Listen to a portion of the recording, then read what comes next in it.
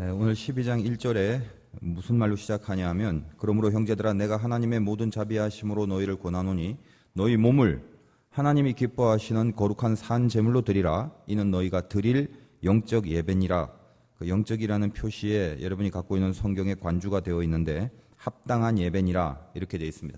하나님이 우리 예배를 합당하게 여기신 것은 영적 예배가 돼야 합당하게 여기실 것인데, 그러면 이 영적 예배가 뭐냐 하면 오늘 말씀해 보니까 너희 몸을 하나님이 기뻐하시는 산제물로 드리는 예배, 이것이 영적 예배입니다.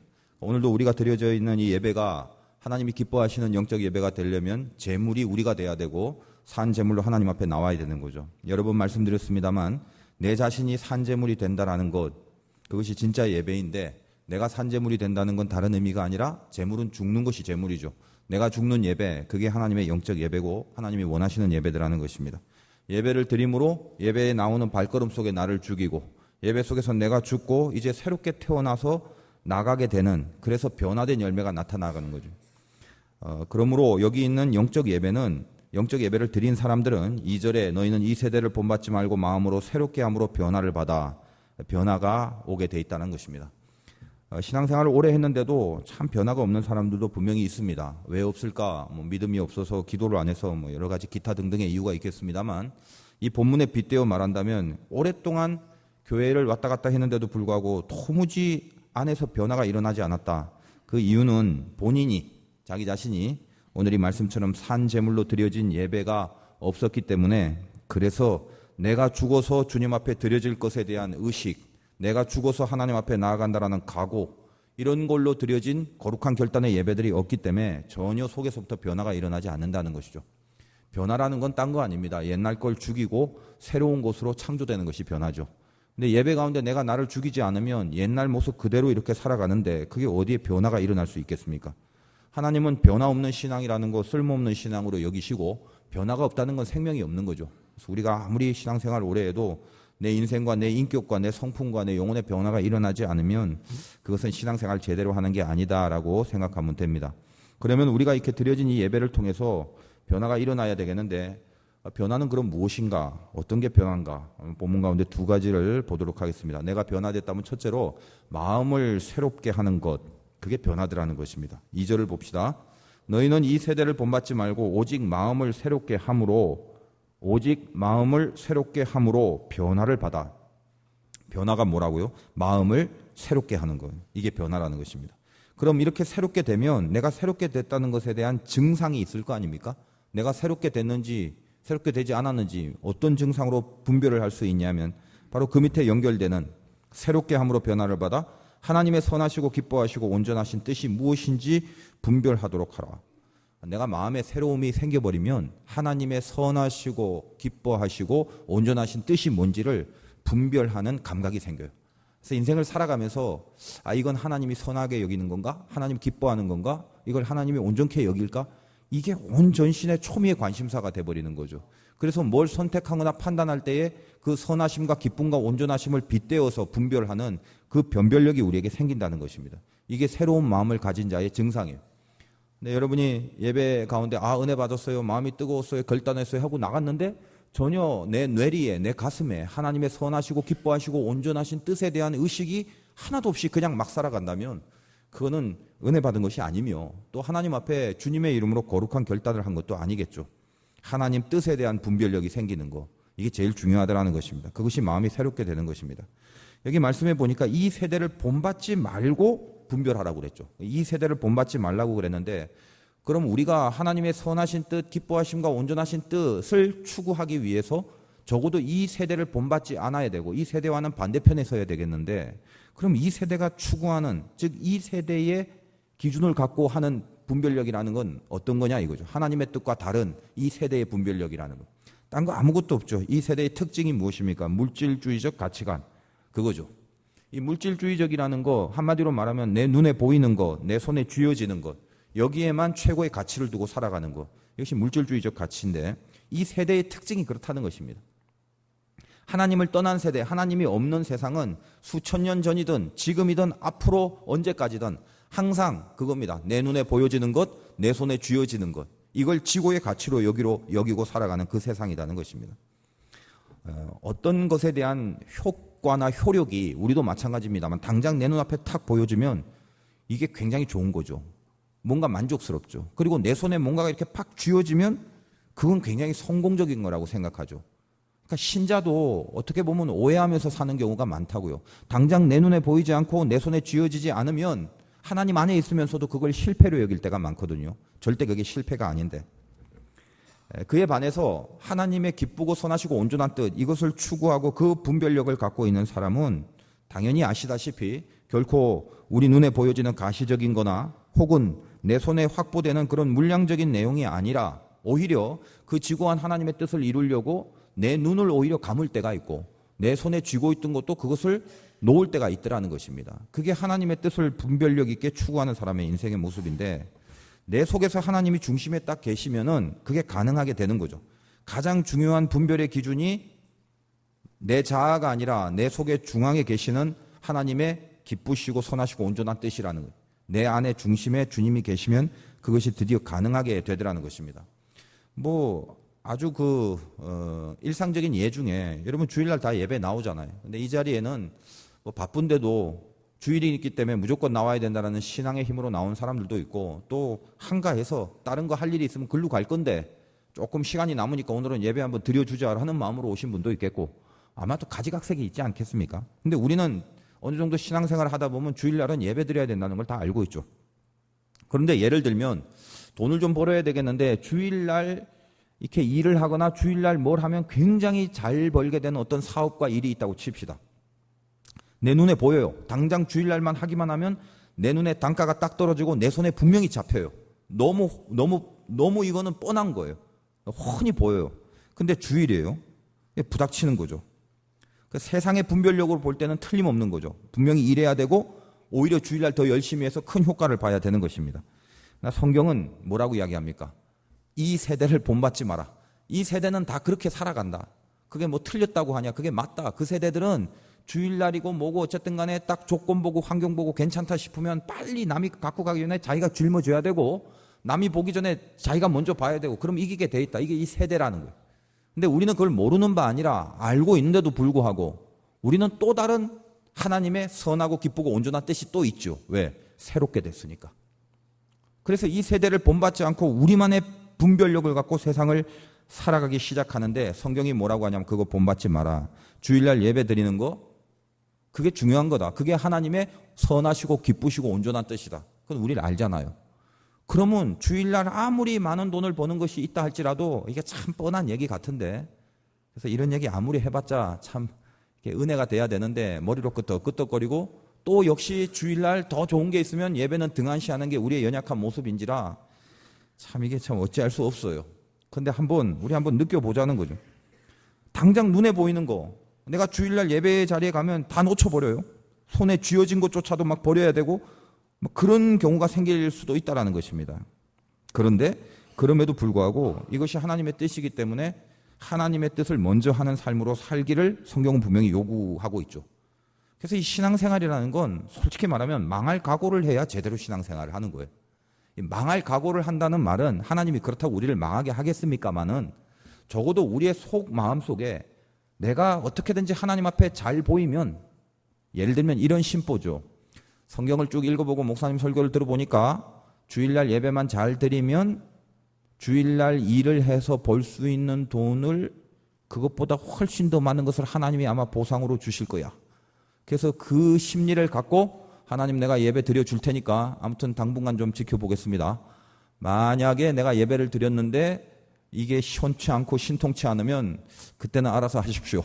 이런 그 심리를 깔고 하나님 앞에 하나님의 뜻을 분별하는 모습으로 나아간다는 건 그것도 사실 조금 믿음은 믿음이에요. 그러나 하나님이 그 정도의 믿음을 원하진 않죠.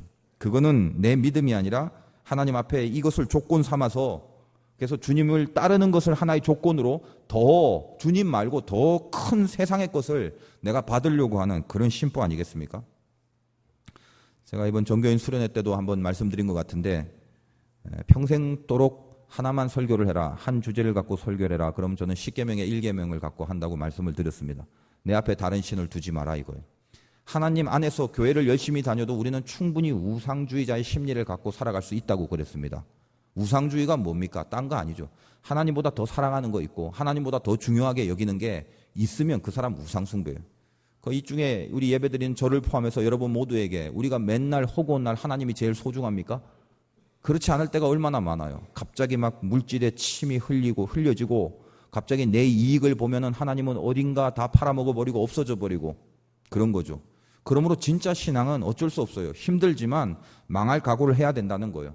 어떤 보상을 바라고 하나님 이렇게 해주면 하나님은 이렇게 채워줄 뿐이다라는 걸 노리고 하는 것이 아니라 하나님 자체를 사랑하고 하나님 자체가 그것이 내 신앙의 목표며 내 믿음의 궁극이라는 거예요. 그런 생각을 하고 그런 심령으로 하나님 앞에 나아가는 게 그게 진짜 신앙이다라는 것이죠. 그런데 이게 그렇게 쉬운 것은 아니라는 것은 분명히 압니다. 물론 하나님도 다 생각이 계시는 분인지라 약한 마음에 그래도 주일날 뭐 할 게 많은데 나는 예배가 더 중요해 해서 억지로라도 아무튼 근근히 이겨서 정리하고 주일날 예배로 나왔다 칩시다. 그럼 하나님도 생각하시는 분이니까 기특하고 갸륵해서 훨씬 더 풍성한 보상을 해 주실 수도 분명히 있어요. 그러실 수도 있는 분이란 말이에요. 그러나 그거는 하나님의 권한이고 하나님의 마음이지 우리 일개 하나님만 해도 너무나 황홀하고 기쁜 우리들이 그런 거를 노려고 하고 그런 걸 계산해 가면서 그런 것까지 견적내면서 하나님과의 믿음의 관계를 맺는 거는 이거는 우리 차원에서 해야 될 게 아니더라는 것입니다. 믿음이라는 것은 절대로 노리면 안 되죠. 내가 세상을 포기하고 하나님을 선택한다는 것 자체가 나에게 옳은 거다라는 걸 알고 이게 진리라는 걸 알기 때문에 하는 것 뿐이지 요것만 하면 어떻게 된다라는 그런 것으로 우리가 신앙생활을 하는 것이 아닙니다. 우리가 철떡같이 믿어야 될 신앙적 내용은 뭐냐? 하나님 때문에 망할 것 같으면 망해도 좋다라는 것. 그 믿음으로 온전히 하나님에게만 나가는 그런 분별력을 갖고 있는 것. 이게 참 진짜 신앙이다라는 거죠. 여기까지는 원론적인 거예요. 근데 이런 설교를 다 듣고 나면 저부터 그럽니다만 현실이라는 게 늘 놓여져 있다라는 거예요.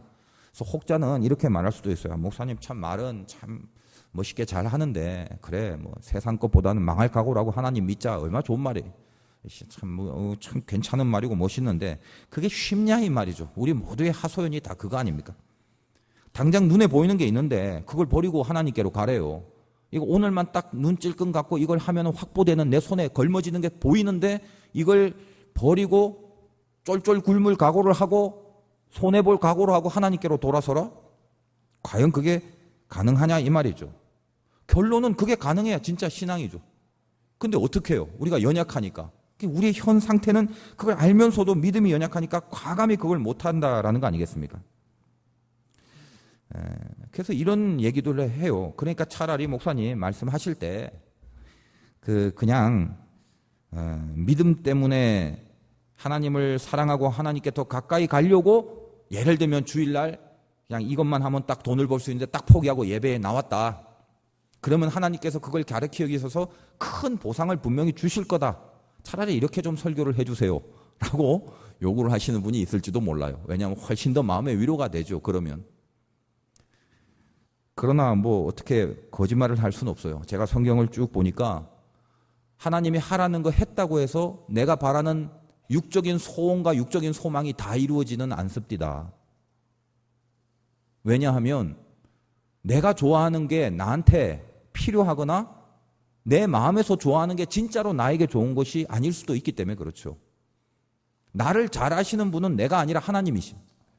그러니까 하나님이 때로는 우리들에게 쓴 약을 줄 때도 있고 매를 줄 때도 있고 그 길을 완전히 막을 때도 있고 왜냐하면 그 길을 안 막고 계속 내버려두면 절벽으로 가기 때문에 그래요.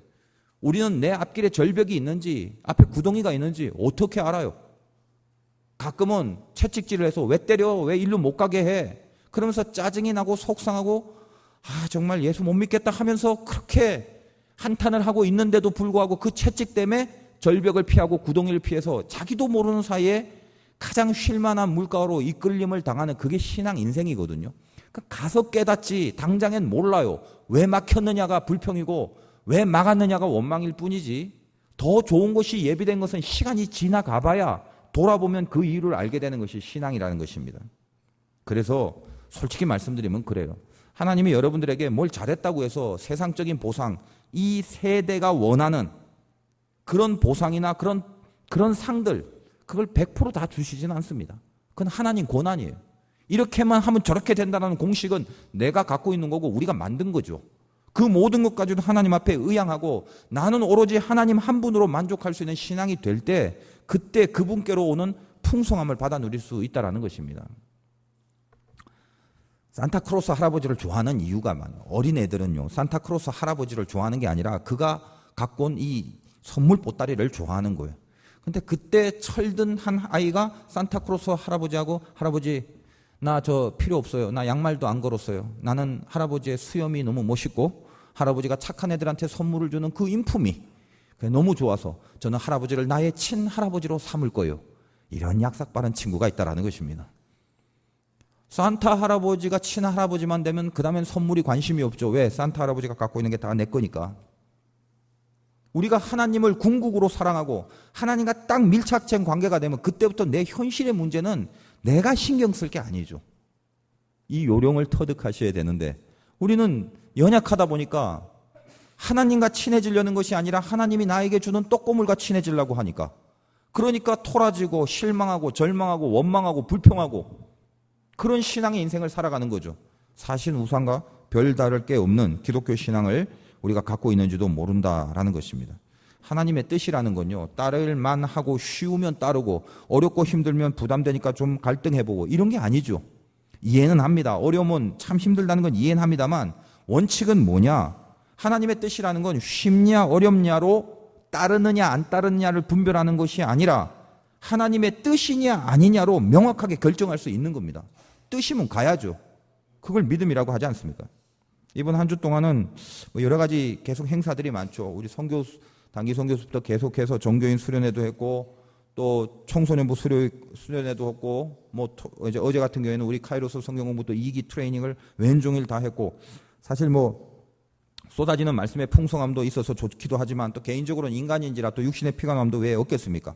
한번 이렇게 하고 나서 잠깐 사무실에서 잠깐 이렇게 좀 쉴 때는 속에서 어떤 기도의 내용이 왔냐면 하나님의 말씀을 막 증거하고 풍성하게 이렇게 나누고 나서 그 다음에 쑥 들어와서 제가 그 전한 그 시간들을 가만히 생각해 보면서 제 속에 어떤 늘 기도가 나오는 게 있어요. 그 기도는 뭐냐면 주님 말씀을 들은 사람들의 심령에 확신을 심어달라고 그런 기도를 많이 해요.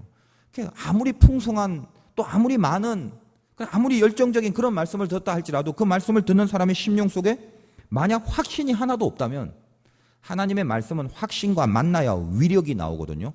아무리 많이 들어도 확신과 만나지 않으면 절대로 그 말씀은 위력으로 나타날 수 없다는 것입니다. 그래서 늘 제 마음속에 그런 기도가 있어요. 끝나고 나면 들은 자들에게 주님 확신으로 저 말씀과 만나기를 원합니다. 이런 심령이 생기더라는 것입니다. 왜 이 세대에 이 흘러가는 분별력과 하나님 뜻 안에서 가져야 될 이 분별력 이게 왜 다르냐, 그리고 이 세대를 본받지 않고 하나님의 뜻을 추구하는 그 분별력을 갖는 것이 힘든 이유, 그리고 그게 잘 안 되는 이유 간단해요. 말씀에 대한 확신이 없기 때문에 그렇다는 거예요. 예를 들면 성경에 부자 청년의 비유가 있습니다.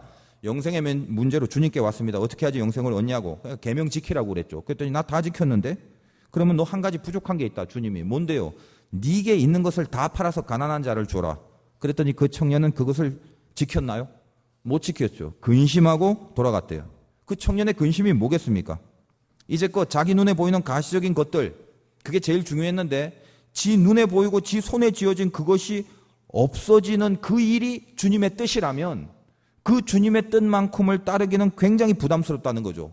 내가 그것만큼은 못하겠다라는 것입니다. 근데 사실 가만히 보면 주님이 이 청년에게는 다른 사람에게는 하지 않은 아주 기가 막힌 멘트를 한번 했어요. 마가복음 10장 21절에 나와 있는 말인데 무슨 말을 했냐면 그리하면, 예수님이 그 청년에게 네가 그리하면 하늘에서 보화가 내게 있으리라, 이런 엄청난 말을 했다고요. 여러분들은 그 말을 했는지 기억이 잘 안 나시죠? 이 청년은 이 말을 들어요. 주님이 다른 사람한테 그런 말 잘 안 했어요. 뭔가 이 청년은 굉장히 좀 사랑스러웠나 봐요, 나름대로. 그래서 이런 엄청난 타이틀을 준 거예요. 그리하면 하늘에서 보화가, 세상 보화가 아니라 하늘에서의 보화가 너에게 있으리라. 그리고 주님이 친히 그리고 나서 너는 나를 따르라. 이 주어진 포지션과 타이틀을 굉장한 것 아닙니까? 주님이 친히 그러시는데. 그런데 세상에 이 귀한, 이 청년에게만 했던 이 주님의 이 귀한 하늘 보화에 대한 말씀을 청년은 듣지 않았어요. 물론 들었겠죠. 그런데 그 뜻을 따르지 못하고 근심을 하고 간 겁니다. 그리고 성경에는 어떻게 표현이 되냐면 재물이 많은 고로 슬픈 기색이 있다. 즉 부유했기 때문에 슬프다라는 거죠. 그냥 뭐 갖고 있는 전 재산이 한 5천 원밖에 없으면 가지 거 다 털고 주님 따라가면 훨씬 낫죠. 주님 따라가면 밥도 나오고 또 병도 고치고 얼마나 좋아요. 근데 워낙 재물이 많으니까 근심이 되고 그 하나님의 뜻을 따르지 못하게 되더라는 것입니다. 이 재물이 많다라는 말이 주는 뉘앙스가 뭐냐면 이 청년이 얼마나 돈을 안달벗다라고 돈을 그렇게 좋아하냐 이런 문제가 아니라 이 청년의 삶을 한번 보라는 거예요. 이 청년은 인생에 있어서의 그의 마지막 확신, 그의 삶을 저 뿌리에서부터 지켜주는 그 마지막 힘과 확신, 이것이 지금까지 자기가 대강 계명을 지키고 따랐던 하나님이 아니었다는 거예요. 이 청년의 인생의 확신의 그 밑바닥엔 재물입니다. 재물을 쥐고 있으면 든든해지는 거예요. 재물을 쥐고 있으면 그 재물을 통해서 내 인생의 어떤 성공에 대한 확신이 생기는 거예요. 그렇게 인생을 살아갔던 청년입니다. 하나님도 믿었지만 내 밑바닥의 모든 삶의 뿌리와 근거는 그에겐 재물이었다는 것입니다. 하나님을 확신하는 것이 아니라 재물을 확신하는 인생을 살았어요. 그러니까 예수님께서 너 이거 지켜라 할 때 청년이 뭐라고 하냐면 그거 다 지켰어요. 뭐 살인하지 마라, 간음하지 마라, 도둑질 그때 다 했어요. 무슨 말이에요? 선하게 살았다는 거예요. 이 청년 착하게 살았어요. 선하게 착하고 살고 윤리적으로 살고 도덕적으로 살았다는 거예요. 근데 뭐다? 말씀에 확신이 없이, 즉 믿음이 없이 살았다는 것입니다. 착하긴 착한데 믿음이 없는 인생, 하나님 앞에 붙들리지 못하는 거죠. 목회를 하면서도 제 마음에 변치 않는 확신은 있습니다. 어떤 확신이냐면 하나님의 말씀은 모든 사람을 변화시킬 수 있는 능력이 있다라는 거예요. 그런데 현대 교회가 자꾸만 불안해하는 이유가 뭘까? 왜 불안해할까? 많은데, 참 숫자도 많은데 전반적인 정서가 굉장히 불안해요. 그 불안해하는 이유를 곰곰이 생각해 보니까 그 교회의 교인이 줄어들까 봐, 혹은 1년의 결산이 줄어들까 봐, 이런 것들이 굉장히 불안한 요소로 찾아오고 있다는 것입니다. 그래서 그것을 해결하려고 교회의 리더십들이 다 자구책을 마련합니다. 어떻게 해야 하나, 어떻게 해야 되나. 근데 그 어떻게 해야 하는 것이 다 경영 마인드가 돼버렸죠. 이 세대를 본받지 말아야 되는데 이 세대가 어떻게 해야 하는 것과 내용과 원리적인 면에서 그렇게 다르지 않다는 것이 씁쓸하다는 것입니다. 그러니까 어떤 식으로 이 자구책을 마련해야 되냐면 내 눈에 보이고 내 손에 쥐어지는 효과를 거둘 수 있는 것만 모든 프로그램과 초점과 방향을 맞추는 거예요. 전도하는 것도 그렇고 선교하는 것도 안 하고 무슨 행사하는 것도 그렇고 모든 것이 당장 눈에 떨어지고 눈에 보여지고 손에 쥐어지는 그런 것으로 효과를 거두고 그런 것을 보고 만족해하고 그런 것을 보고 안심을 하려고, 만약 교회조차도 이 세대의 흐름을 따라간다면 뭔가 잘못된 거겠죠. 그런 것 따라가다가 결론이 뭐라고요? 많은데 오합지졸밖에 안 되는 거죠. 중심에 하나님을 향한 말씀의 확신은 없고 이 말씀에 대한 확신이 상실된 채로 어떻게든지 내 눈에 보이고 내 손에 잡히는 것을 만들려고 교회조차도, 내 개인의 신앙조차도 그렇게 하다 보니까 정작 하나님 앞에 강력하게 붙들려야 될 것에 붙들리지 못하고 있는 것이 현대 교회의 불안함입니다. 그래서 분명히 쪽수가 많은데 왜 그렇게 불안한지 모르겠어요. 그렇지 않아요? 든든하지가 않아요. 이상하게. 또 어디서 무슨 일이 터질까 봐 그것만 늘 마음속에 두려워하는 그런 정서가 돼버렸다라는 거예요. 왜 그럴까요? 말씀에 대한 확신이라는 것이에요. 생각을 해보십시오. 이스라엘 백성들이 애굽에서 나올 땐 우르르 나왔어요. 정말 우르르 나왔어요. 근데 우르르 나왔을 뿐 바로의 통치를 받다가 이제 통치를 받지 않고 하나님의 통치를 받을 신분으로 옮겨졌을 뿐이지, 그것도 하나님의 전적인 은혜로 그 옮겨진 은혜를 자기네들 인생이 스스로 그 은혜를 받아 누릴 만한 그런 실력, 그런 분별력, 그런 것을 전혀 갖추지 못한 채 그냥 때를 지어 우르르 몰려있을 뿐입니다. 아무도 하나님의 말씀 앞에서 불같은 확신을 가지고 살지 않는다는 거예요. 그러니까 그들의 반응이 뭐예요? 애굽을 나와서 감사한 게 아니라 불안해하면서 사는 거죠. 내일은 뭐 먹고 사나? 오늘은 또 굶어 죽을 건가? 이렇게 먹을 바야 차라리 애굽에서 죽지, 애굽에 매장지가 없어서 우리를 이 낯선 사막에서 죽게 만드는가? 하늘을 향하여 원망하고 불편하는 그들. 지금 이스라엘 백성들의 광야의 모습을 보면요, 물론 다 그런 건 아닙니다만 거의 대부분들이 어떤 것입니까? 감히 이 이스라엘이라는 이 엄청난 칭호, 이 엄청난 이름, 이 이스라엘 하나님의 백성이라는 대열에 끼어 있을 뿐이지 늘 뒷구석에서는 금송아지를 섬기면서 살아가는 그런 모습과 다를 게 없다라는 거예요. 몸뚱아리가 예배의 자리에 있고 밥 먹을 때 기도를 하고 성경책을 끼고 다니는 그런 기독교인임에도 불구하고 내 속에 하나님을 향한 말씀에 대한 확신이 없다 보니까 그분의 뜻을 따르려는 분별력을 내가 지키지 못하는 거죠. 내 손에 없는 게 불안한 거예요. 내 눈에 안 보이는 게 불안하고, 그러니까 이것을 걸머쥐고 내 눈에 보이는 것을 찾으려고 허겁지겁할 뿐이지 나에게 허락하신 안 보여도 하나님이 주신 약속에 불처럼 붙들리는 확신들은 다 까먹어버리고 원망, 불평, 에라 이럴 바야 뭐 하려고 여기까지 왔나, 빠꾸 오라이 애굽으로 다 이러고 있다는 거죠. 다시 죄를 만지기 시작하고 또 옛 것을 더듬기 시작하고 저쪽으로 가야 되는 불타는 소망들이 자꾸만 약해지는, 어느덧 그런 인생을 살아버릴 수밖에 없었다는 것입니다. 그래서 가만 보면 우르르 많아요. 엄청 많아요. 한국의 교인들이 많아요. 많은데 그냥 많은 것뿐이에요. 다 어떻게? 침을 질질 흘리고 있죠. 애굽을 향해서. 저쪽으로 가는 게 더 나았을 건데 차라리 거기로 들어가겠다고. 어떻게 그럴 수가 있냔 말이죠. 지금 하나님의 애굽 장자를 칠 때는 동일한 죄악 속에 있었지만 이스라엘 백성들은 단지 양의 피를 발랐다는 그 이유 하나만으로 전적인 은혜로 그것을 패스오버, 유월해서 가셔서 이스라엘의 백성들만큼은 살려주신 큰 은혜를 입었잖아요. 인생 살면서 저나 여러분이나 죽다 살아난 적이 얼마나 많아요. 정신 못 차리고 있을 뿐이지. 얼마나 많은 고비를 하나님의 은혜 가운데 넘겼나요? 한번 잠깐만 추억 한번 해보세요. 한 10년 전, 20년 전만 거슬러 올라가서 여기까지 오게 된 거에 하나님의 얼마나 큰 은혜가 있었는지 그때 눈물 흘리며 감사했던 거 그거 다 어디다 까먹어버렸어요. 똑같이 이스라엘 백성들이 그렇다는 거예요.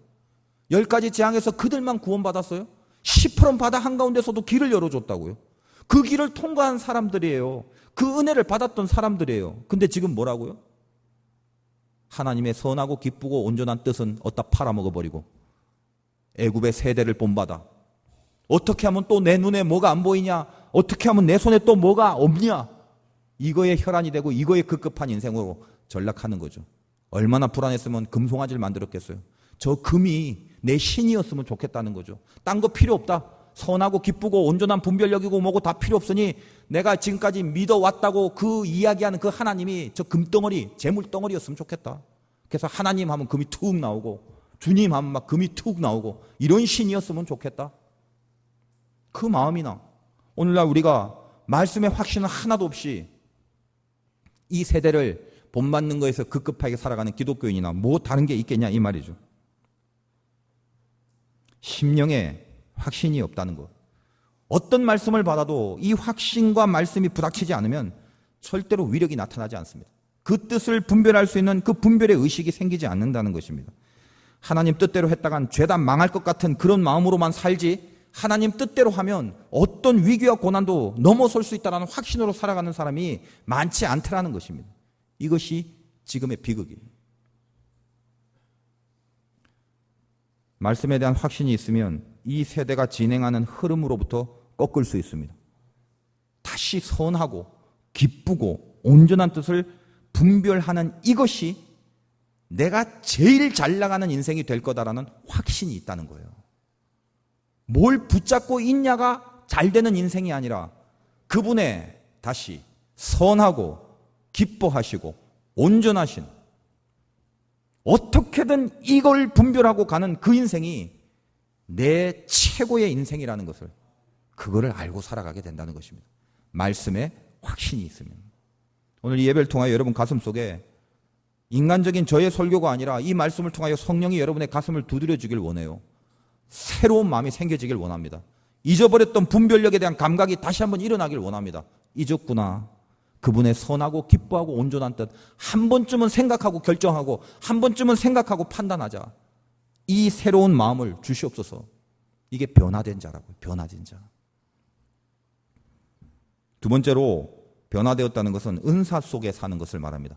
새로운 마음을 품었을 뿐만 아니라 은사 속에 살아가는 것인데, 그 뭐 군뱅이도 기는 재주가 있다 뭐 이런 말이 참 우습기도 한데 그 참 진리죠. 군뱅이는 아무것도 못할 것 같은데 그를 기잖아요. 모든 사람들이 저마다의 분량이 다 있다고 하지 않습니까? 여기 분량이라는 말은 어디서 나오냐면 4절에 보니까 3절에 보니까 내게 주신 은혜로 말미암아 너희 각 사람에게 말하노니 마땅히 생각할 그 이상의 생각을 품지 말고 오직 하나님께 각 사람에게 나누어 주신 믿음의 분량대로 지혜롭게 생각해라. 이 분량이라는 건 양을 말하는 거긴 합니다만 이 전체 내용으로 봐서는 양이라는 느낌도 있지만 그 크기라기보다는 분야를 말해요. 분야. 그래서 4절 같은 데 보니까 우리가 한 몸에 많은 지체를 가졌지만 모든 지체가 같은 기능을 가진 것이 아니다. 팔과 다리가 다 다르지 않습니까? 손이 하는 걸 어떻게 발휘할 수 있어요? 그러니까 다 이렇게 분야가 다르다는 거예요. 각자 서로가 동일하진 않지만 각자의 기능을 갖고 있다. 그 얘기를 지금 하는 거죠. 그런데 이렇게 많은 지체들이 서로 각자의 기능을 갖고 있는데 오늘 성경 말씀이 주시는 메시지가 뭐냐면 그렇다면 내가 갖고 있는 기능이라는 거. 예를 들면 내가 군뱅이라고 칩시다. 그럼 기는 재주는 있잖아요. 이 기는 게 뭐냐라는 거예요, 도대체. 내가 길 수 있다는 거, 이 재능, 이 기능, 이걸 뭘로 여길 거냐 이겁니다. 세상 사람들은 자기 실력, 자기의 뭐라고 해야 되나, 자기 어떤 전문성, 나의 재능, 이렇게 표현할 수 있겠습니다만 성경은 여러분들이 갖고 있는 기능을 다 뭘로 봐야 되냐면 은사로 여기라는 거예요, 은사. 그게 왜 중요하냐면요. 우리에게 있어의 모든 각자는 은사인데 이 은사라는 말은 어떤 실력을 의미한다기보다도 은사는 하나님께로부터 주어진 하나님의 은혜 때문에 나에게 주어진 게 은사거든요. 그러니까 내가 갖고 있는 장점과 단점도 있고 여러 가지가 있겠습니다만 적어도 내가 갖고 있는 어떤 것이 이게 무엇으로부터 왔냐면 하나님의 은혜 속에 나에게 주어진 거라는 거예요. 그러면 그걸 아는 게 뭐가 중요한데 은혜 속에 주어졌기 때문에 군뱅이가 기더라도 하나님을 향해서 겨야 된다는 거예요. 우리가 갖고 있는 모든 장점, 뭔가 남다르게 내가 갖고 있는 뭔가가 있다면 은혜 가운데 됐다라는 생각과 믿음을 갖는 순간, 그 깨달음이 있는 순간 절대로 그거 갖고 허튼 데 쓰거나 허튼 데 낭비를 하는 것이 아니라 하나님을 향해서 은혜로 왔기 때문에 은혜를 향하여 가고 있는 그 삶을 사는 자, 그렇게 하기로 결단한 자, 그게 새롭게 된 자, 변화된 자라는 것입니다. 예를 들면 이영표 선수가 축구 선수인데 늘 축구하고 기도하죠.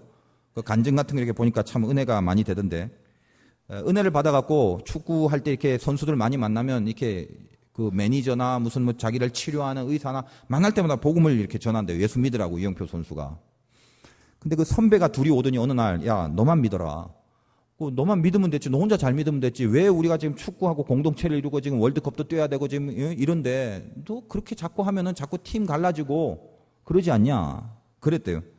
근데 그때 이영표 선수가 맞구나. 선배 말이. 그래 나 혼자라도 잘 믿자. 괜히 이렇게 무슨 팀의 균열을 이룰 필요가 있나? 나는 축구 선수니까 그냥 나 혼자 기도하고 나 혼자 잘 믿으면서 축구 열심히 하면 되지. 이렇게 생각을 하고 자기 방으로 와서 앞에 있는 그냥 책을 이렇게 뭘 하나 빼갖고 이렇게 가운데를 턱 펼쳤대요. 이렇게. 그 책이 뭐라고 하는데 저는 좀 잊어버렸고 아무튼 기독교 누가 선물을 해준 기독교 서적인데 그렇게 가운데를 이렇게 턱 펼쳤는데 그때 처음 나오는 문구가 뭐냐면 진리를 아는 자가 진리를 모르는 자 앞에서의 침묵은 죄다. 이게 딱 써져 있더래요. 큰 깨달음이 있었다는 것입니다. 내가 지금 무슨 생각을 했는가. 그래서 그때부터 하나님 앞에 기도했대요. 월드컵 나가게 해달라. 그 다음에 다리가 아파서 막 부상당했을 때 이걸 통해서 하나님 앞에 극복하게 해달라고. 하나님의 그 손대주심 때문에 고침을 받고 또 운동장에 나가서 골을 넣고 어시스트를 해주고. 그래서 우리 알겠지만 얼마나 그때 참 기독교인에게는 가슴 뭉클한 그런 어떤 기도의 모습이 포착됐습니까? 그런 것들.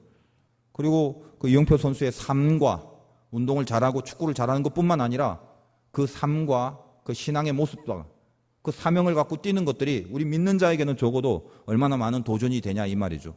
그가 갖고 있는 기능은 은혜 속에 왔기 때문에 그 기능이 은혜로 향하는 것이 가장 아름다운 거예요. 그것이.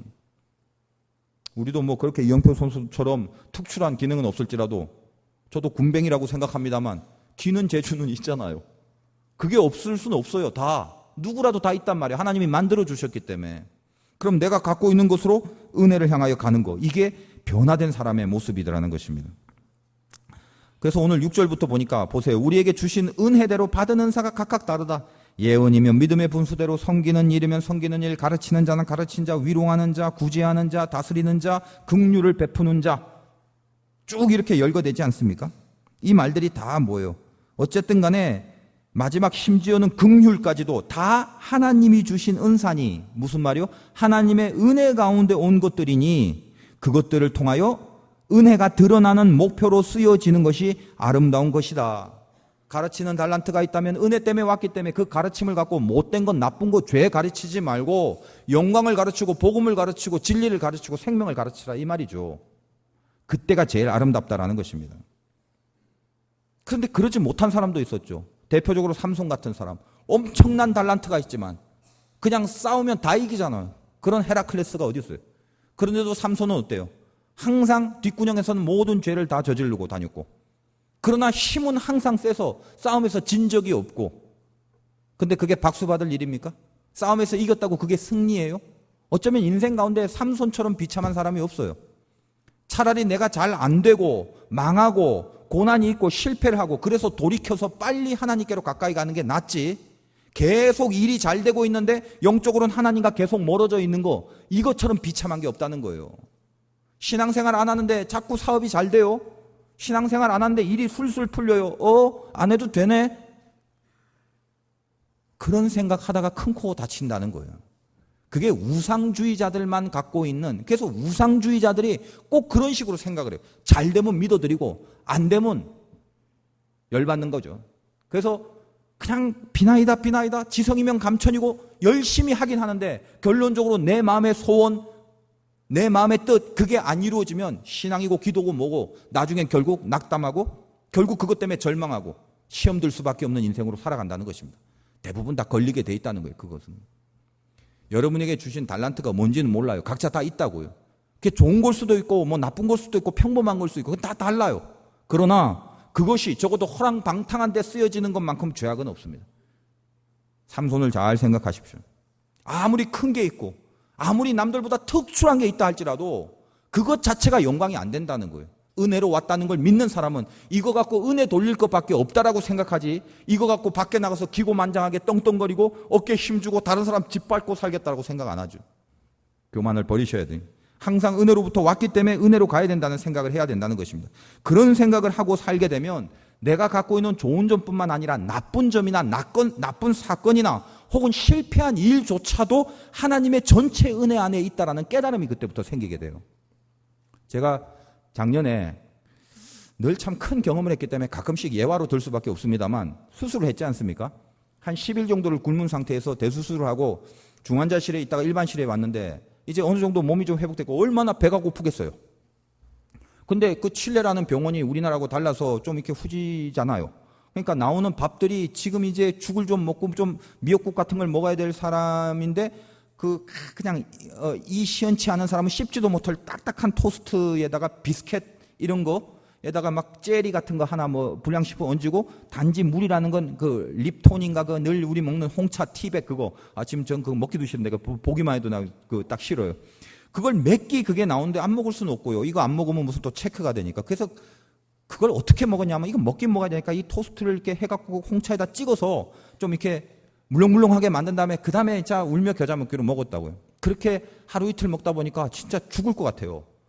제가 오죽했으면 인생 처음 제가 먹는 메뉴를 갖고 기도를 했어요. 그때 하나님 진짜 근데 거기까지 올 때까지 저는 너무 신비한 주의 간섭을 체험했기 때문에 이제 간이 많이 부은 상태예요.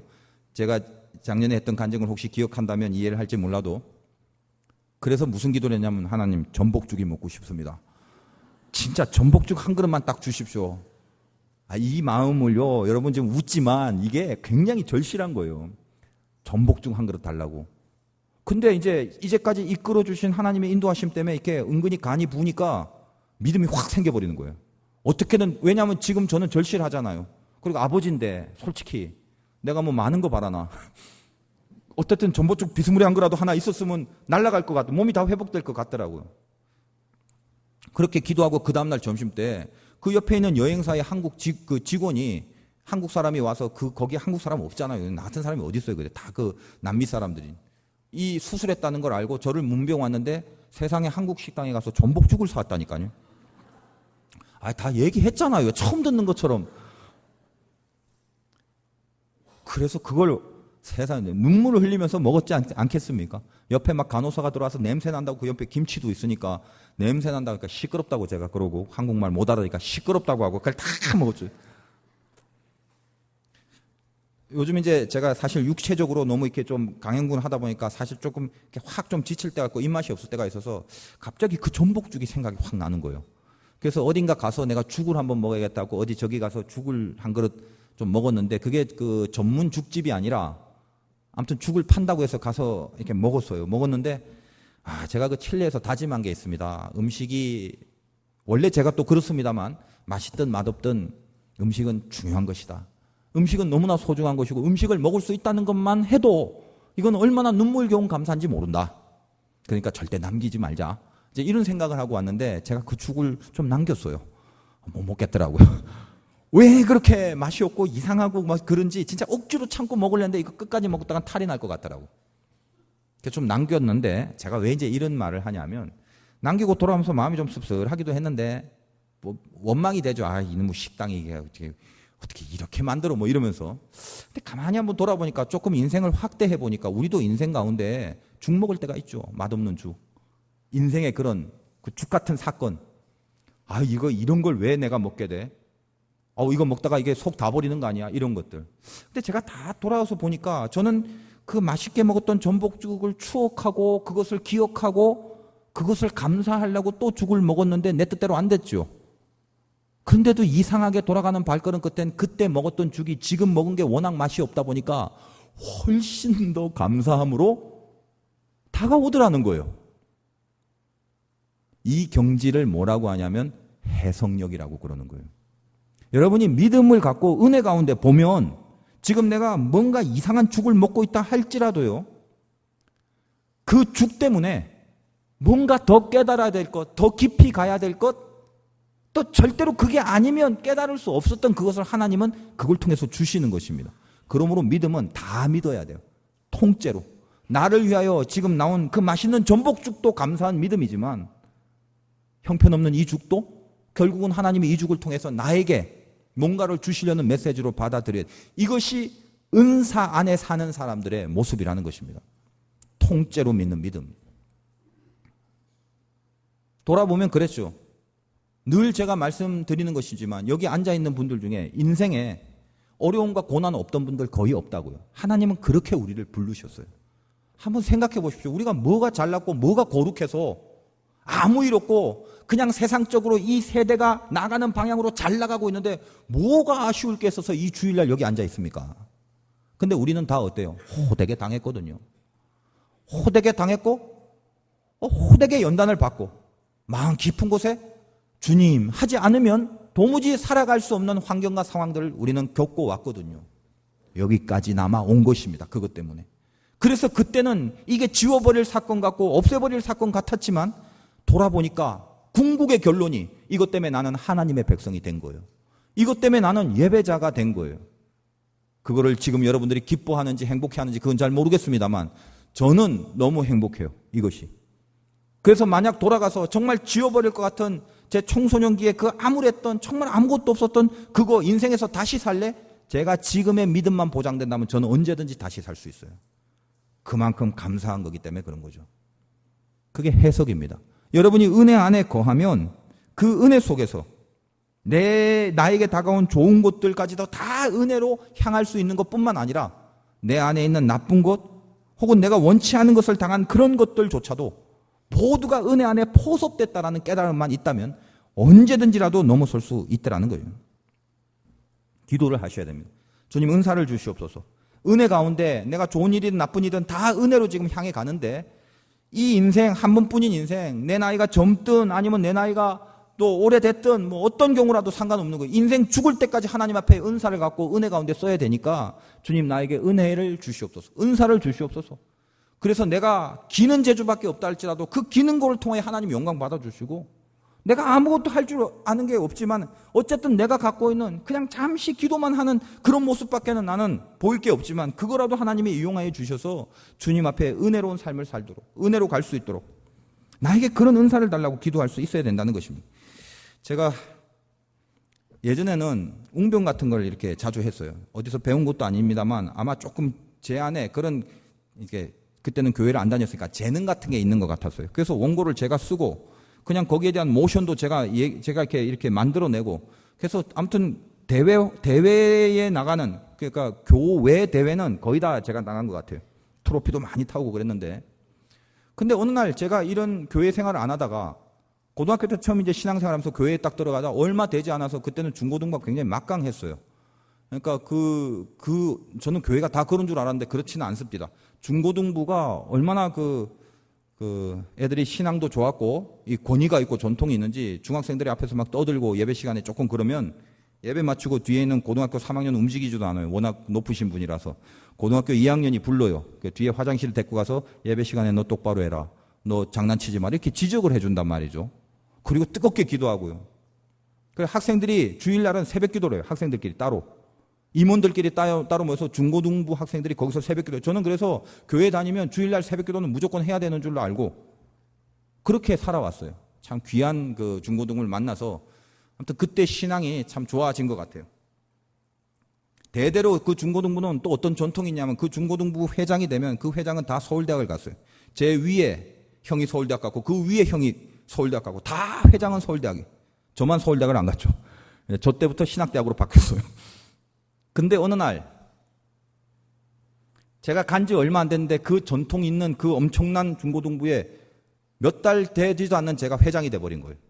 고3들이 공천위원으로 있고 출석위원 3분의 2 이상 중에 과반수 이상 중에 3분의 2 이상의 득표를 한 자 중에 다수결로 하여 회장을 뽑는 정확한 원칙을 지키는 아주 보수적이고 철저한 장로교회였는데 회장이 됐는데 무슨 문제가 있나? 저는 종교적 언어를 몰라요. 그래서 기도가 굉장히 생소하죠. 은혜라는 말도 처음 들어보고 만세전에 택하신 하나님 이 말이 제일 이해가 안 됐어요. 처음에는. 어디서 만세를 부른단 말인가? 항상 그게 제일 이해가 안 됐고 무슨 성령의 두루마리를 두루말인지 두루막인지 아직도 헷갈려요. 아무튼 무소부재하시고 전지전능한 뭐 이런 그런 모든 미사 용어들이 워낙 어색하다 보니까 처음 회장이 되자마자 마이크를 넘기면서 이제 기도를 하라는데 세상 천지 제가 웅변을 그렇게 많이 했는데도 종교적인 언어가 전혀 없다 보니까 다리가 후달달달거리고 앞이 캄캄해지고 무슨 기도를 어떻게 해야 되는지도 모르고 나중에 예수님의 이름으로 기도합니다도 못했어요.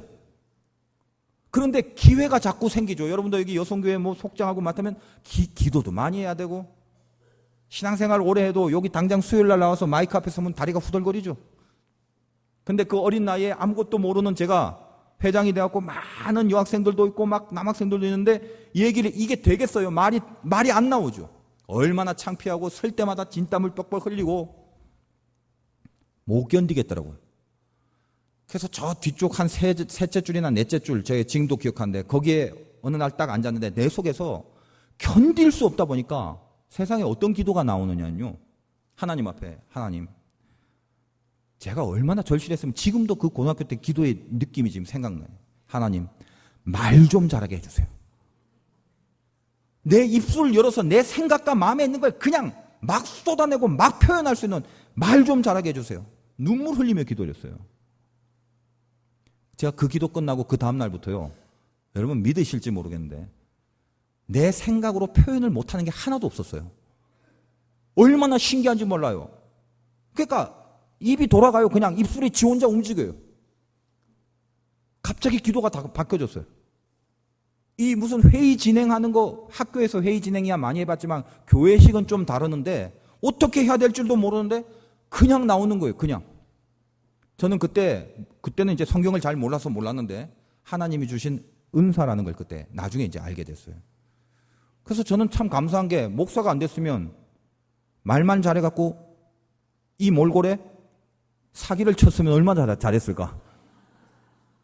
근데 하나님이 감사하게 이 자리로 시켜주신 거죠. 그래서 은혜를 향하게 하고 은혜 가운데 있게 하신 게 이게 저에게는 얼마나 감사한지 모르는 거예요. 그런 의미에서 요즘도 이것을 믿습니다. 하나님은 은혜 가운데 반드시 은사를 주세요. 어떤 믿음의 분량이든지 간에 여러분 각자의 삶 속에서 지금 은사를 구해야 됩니다. 하나님 내가 은혜 위에 붙잡히고 은혜 위에 쓰임 받아야 되겠는데 평생 죽을 때까지 나에게 은사를 주시옵소서. 은사를 주시옵소서. 모자란 것이 있으면 이걸 채워야 되고 또 뭔가 부족한 것이 있으면 이걸 채워서라도 하나님의 일을 해야 되겠는데 주께서 나에게 은혜 가운데 은사를 달라고. 이 은혜와 은사를 사모하는 자가 변화받은 자라고. 변화되지 않으면요, 은혜라는 걸 좋아하질 않아요. 내 마음이 변화가 되지 않으면 은사고 은혜고 별 관심이 없다고요. 그거 하나님의 세계고 나하고는 다른 거죠. 은혜를 받아버리면. 마음이 새롭게 변화되면 은혜처럼 좋은 게 없다고요. 이 은혜 안에 거하는 게 가장 든든하고 가장 평안하며 가장 큰 능력이 있다는 것을 그때 알게 되는 것입니다. 여러분 인생의 변화가 중요합니다. 신앙생활하면서 변화가 안 됐다는 건 그건 죽은 믿음이죠. 마음이 새롭게 되고 은사 속에 사는 것. 이 두 가지를 한 주간 동안 묵상하시고 주님 앞에 귀한 변화를 이루시기를 주의 이름으로 축원드립니다.